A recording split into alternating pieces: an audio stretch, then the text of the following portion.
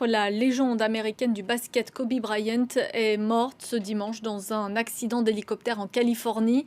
Il était âgé de 41 ans, père de 4 enfants. On va tout de suite retrouver à Los Angeles notre correspondant Pierrick Laurent. Pierrick, que sait-on pour l'heure de cet accident?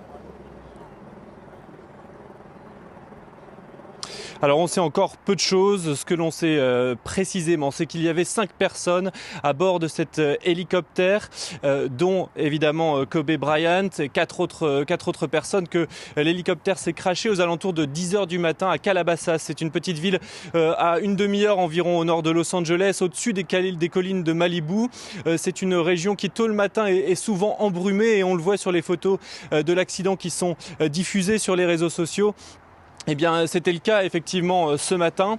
Il y avait donc 5 personnes. Toutes les personnes qui étaient à bord de cet hélicoptère, un S-76, sont décédées. Les pompiers qui sont arrivés sur place très rapidement l'ont constaté. Et donc la nouvelle de la mort de cette légende de la NBA s'est très rapidement répandue sur les réseaux sociaux. C'est d'abord le site TMZ qui l'a révélé, avant que l'information soit assez rapidement confirmée. Ici, c'est vraiment le choc aux États-Unis.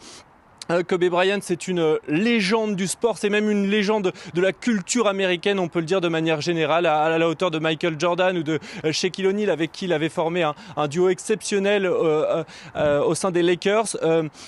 Kobe Bryant avait l'habitude de prendre l'hélicoptère, c'était son moyen de locomotion même habituel lorsqu'il était chez les Lakers, l'équipe de Los Angeles au sein de laquelle il a passé 20 années, et il avait souvent l'habitude de se rendre au Staples Center où jouent les Lakers en hélicoptère depuis chez lui. Donc c'était vraiment pour Kobe Bryant son moyen de locomotion habituel, et c'est d'ailleurs une habitude ici à Los Angeles, les hélicoptères, on en voit tout le temps passer dans